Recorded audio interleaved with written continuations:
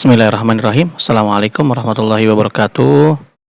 Alhamdulillahilladzi bi ni'matihi tatimmu shalihat. Asyhadu an la ilaha illallah wahdahu la syarikalah wa asyhadu anna Muhammadan abduhu wa rasuluh. Allahumma shalli wa sallim wa barik ala habibina wa syafi'ina Muhammadin wa ala alihi wa sahbihi wa man tabi'ahum bi ihsanin ila yaumidin amma ba'du. Apa kabar anak-anak kelas 12? Mohon maaf Bapak tidak hadir di kelas kalian pada hari ini karena Bapak akan menjadi petugas di ANBK 2 hari ke depan, hari Rabu dan hari Kamis. Jadi Bapak tidak bisa masuk di kelas kalian. Nah, sebagai pengganti, Bapak akan mengirimkan materi melalui video ini ya. Kalau minggu lalu kalian sudah belajar tentang apa itu Islam, apa itu iman oleh Bapak Ibu guru PKM, hari ini akan Bapak tambahkan materinya dan dilanjutkan dengan materi ihsan. Ya, seperti yang sudah kalian pelajari minggu lalu, ya ada hadis dari Rasulullah SAW tentang Jibril yang mendatangi Rasulullah kemudian bertanya, akhbirni anil Islam. Qala Rasulullah SAW, berkata Rasulullah SAW, kemudian Rasulullah menjawab, antashhadu alla ilaha illallah wa anna Muhammadar Rasulullah, kemudian aqimus shalah, kemudian Rasulullah menjawab, wa tu'tiyaz zakah wa tasuma Ramadan wa tuhajjul baita wa tuhajjul baita in istata'ta ilaihi sabila. Yang pertama, malaikat Jibril bertanya, kabarkan kepadaku apa itu Islam. Kemudian Rasulullah menjawab, Islam itu adalah kamu bersyahadat bahwasanya tidak sembahan yang berhak diibadahi dengan benar kecuali Allah, Nabi Muhammad Rasulullah, kamu mengerjakan sholat, kamu membayar zakat, kamu berpuasa Ramadan, kamu pergi haji jika mampu. Ya, kemudian di hadis berikutnya, akhbirni anil iman, ya, kabarkan kepadaku apa itu iman. Kemudian qala antu minu billah wa malaikatihi wa kutubihi wa rusulihi wal yaumil akhir wa tu'mina biqadari khairi wa syarri. Ya, kabarkan kepadaku apa itu iman, kata malaikat Jibril alaihissalam. Kemudian malaikat Jibril berkata, iman itu adalah kamu beriman kepada Allah, ya, untuk minun nabilah wa malaikatihi, malaikat-malaikatnya, wa kutubihi, kitab-kitabnya, wa rusulihi, rasul-rasulnya, wal yaumil akhir, hari kiamat, wa tu'mina biqadari, dan berpercaya kepada takdir, khairi wa syarri, baik, takdir baik dan takdir buruk. Nah, karena kemarin sudah kita pelajari, sekarang kita masuk ke hadis yang berikutnya, yaitu tentang ihsan, ya. Setelah Rasulullah bertanya, akhbirni anil Islam, kemudian malaikat Jibril berjawab, sodakta, kemudian akhbirni anil iman, kemudian malaikat Jibril berkata, sodakta, kamu benar wahai Muhammad. Yang terakhir, malaikat Jibril bertanya, qala akhbirni anil ihsan, ya, anil ihsan. Kemudian qala antashhadu alla anta budallah ka'annaka yarahu, ya, anta budallah ka'annaka yarahu. Anta budallah, kamu menyembah Allah, ka'annaka yarahu, seolah-olah Allah berada di depan kamu, ya, melihat kita beribadah seolah-olah Allah ada di depan kita. Fa illam takun yarahu, apabila kita tidak mampu melihatnya, fa innahu yaraka, ketahuilah atau yakinlah bahwasannya Allah melihat kita. Jadi kaidahnya dua, ya, anta budallah ka'annaka yarahu, kita beribadah kepada Allah seolah-olah Allah di hadapan kita dan kita bisa melihatnya. Itu yang pertama. Yang kedua, fa illam takun yarahu, kalau kita nggak bisa melihat Allah gitu, ya, di depan kita, ya, apa yang kita lakukan? Fa innahu yaraka, yakinlah bahwasanya Allah yang melihat kita. Nah, kita akan masuk ke pembahasan yang berikutnya, yaitu apa itu ihsan, ya, tentang ihsan. Ihsan, ya, kalau ditinjau dari segi bahasa, berasal dari kata ahsan, yuhsin, Ihsan artinya baik ya, berbuat baik atau berbuat kebaikan. Kemudian kalau dilihat dari, definisinya secara terminologi, apa itu ihsan? Ihsan adalah kesadaran yang sedalam-dalamnya ya, kesadaran yang sedalam-dalamnya meyakini bahwa Allah Subhanahu wa taala selalu hadir atau bersama manusia. Jadi kita meyakini bahwa Allah itu selalu berada bersama kita dimanapun kita berada. Yaitu definisi dari ihsan. Papa ulang ya. Ihsan secara bahasa artinya adalah berbuat baik atau kebaikan atau berbuat kebaikan. Sedangkan menurut istilah, ihsan adalah kesadaran yang nyata yang benar-benar sadar bahwasannya Allah Subhanahu wa taala selalu hadir bersama manusia dimanapun manusia berada. Untuk apa? Untuk mengawasi manusia. Nah, tadi di hadisnya anta budallah ka'annaka yarah. Engkau beribadah kepada Allah ka'annaka yarahu. Seolah-olah kamu melihatnya, ya. Jadi kita beribadah ya, seolah-olah Allah Subhanahu wa taala ada di depan kita, ya. Kita bisa melihat Allah. Tapi kalau kita tidak mampu yang seperti ini, ya, apa yang harus kita lakukan? Fa illam takun yarahu, kalau kita nggak mampu ngelihat Allah, ya, kita yakin di dalam hati kita bahwasanya Allah Subhanahu wa taala ya melihat kita, ya. Ini kaidah pertama, kita beribadah seolah-olah Allah ada di hadapan kita dan kita melihat Allah. Kalau kita tidak mampu yang ini, yang kedua, kita beribadah kemudian di dalam hati kita kita yakin bahwasanya Allah melihat kita. Jadi kaidahnya dua ya. Kemudian bagaimana sih cara berbuat ihsan? Nah, ini bagaimana caranya berbuat ihsan di sini bisa menggunakan harta kita, kedudukan kita, ilmu kita, dan tenaga. Kita akan membahas satu-satu. Berbuat ihsan dengan harta yaitu kita membayar zakat atau sedekah. Ya, termasuk ihsan yang lebih utama itu berbuat baik itu kepada keluarga terdekat. Jadi kita gunakan harta kita ya kepada orang-orang terdekat kita, misalnya membayar zakat fitrah atau zakat mal. Cari kerabat kita yang mungkin benar-benar butuh atau kerabat yang terdekat yaitu tetangga, tetangga satu RT, satu RW gitu ya, itu yang lebih utama.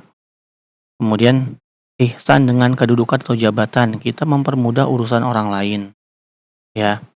Kemudian ihsan dengan ilmu, kita mengajarkan ilmu, misalnya jadi guru kalau di sekolah, jadi ustadz di majelis taklim, atau sekedar menasehati teman di warung kopi, di kantin gitu ya. Tapi ingat, menasehati harus dengan hikmah. Hikmah itu dengan cara yang benar. Ya, amar ma'ruf, nahi munkar. Amar ma'ruf itu mengingatkan kita kepada kebaikan. Nahi munkar mengingatkan atau mengingatkan orang kepada kemunkaran. Itu punya cara. Amar ma'ruf dengan cara yang ma'ruf, nahi munkar bukan dengan cara yang munkar. Jadi semuanya harus dengan cara yang baik. Kemudian ihsan dengan tenaga, seperti membantu orang lain, mengangkat barang yang diperlukan, menunjukkan jalan, ya. Kemudian ihsan dengan ibadah, ya tadi ibadah seolah-olah kita melihat Allah, kita sholat seolah-olah Allah di depan kita, kita puasa seolah-olah kita melihat Allah, terus kita nggak membatalkan puasa gitu ya, walaupun nggak ada orang misalnya, ya. Dan yakin Allah melihat apa yang kita perbuat. Nah, itu materi singkat dengan dari ihsan ya. Jadi ihsan itu adalah ibadah di mana kita meyakini bahwa Allah Subhanahu wa taala melihat kita ya. Atau kalau tingkatan yang paling tingginya, kita melihat Allah di hadapan kita sehingga kita menjadi hamba yang bertakwa karena senantiasa ada Allah yang ada di depan kita. Tapi kalau misalnya kita tidak bisa di tingkatan ini, yakinlah di dalam hati kita ketika kita ibadah, ya, Allah melihat ya kita. Allah Subhanahu wa taala melihat kita. Jadi ibadah kita itu murni karena Allah Subhanahu wa taala. Mudah-mudahan materi singkat ini bisa kalian pahami Nah, selanjutnya ada tugas. Nah, tugasnya seperti ini ya. Kemarin itu kita kalian yang membahas tentang al-Islam. Al-Islam. Apa tuh al-Islam? Kemarin itu kan syahadat, sholat, puasa, zakat, pergi haji. Yang amalan-amalan ini adalah ibadah-ibadah anggota badan yang terlihat oleh manusia. Makanya Bapak namain ibadah konkret, ibadah amalan badan. Ya, yang bisa kita lihat. Kemudian yang kedua adalah ibadah abstrak, yaitu yang berkaitan dengan al-iman, ibadah yang eh, ini tingkatan lebih tinggi dari ibadah konkret anggota badan, ya, yang menjadi alasan patokan kita kenapa kita melaksanakan ibadah amalan badan ini, ya, yaitu seperti ini misalnya. Amalan konkret adalah amalan anggota badan yang dilakukan oleh anggota badan, bisa dilihat oleh orang gitu ya. Sedangkan al-iman ini adalah amalan hati yang hanya Allah dan si pelakunya yang tahu, ya. Contoh, Nando sholat zuhur berjamaah di masjid sekolah. Sholat zuhur berjamaah, amalan anggota badan. Kemudian amalan abstraknya, amalan hatinya yang lebih tinggi dari amalan anggota badan adalah Nando meyakini bahwa sholat adalah perintah Allah Subhanahu wa taala, dan Nando yakin Allah akan mengganjar sholat itu dengan pahala yang berlipat ganda. Misalnya dengan sholat dia masuk surga, ya. Nah, ini contoh dari al-Islam dan al-iman. Kemudian apa itu ihsan? Ihsan itu kan tadi kan kita beribadah seolah-olah Allah, kita melihat Allah Subhanahu wa taala, ya. Kalau nggak sampai di sini atau kita beribadah, kita meyakini bahwa di dalam hati kita Allah Azza wa Jalla melihat kita. Nah, Nando di sini ihsannya gimana? Nando mengerjakan sholat sesuai dengan tata cara yang Nabi ajarkan, dan Nando yakin Allah melihat perbuatan Nando.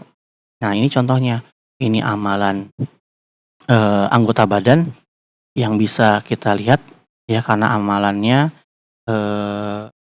dapat disaksikan oleh manusia, makanya Bapak namain amalan konkret, ya.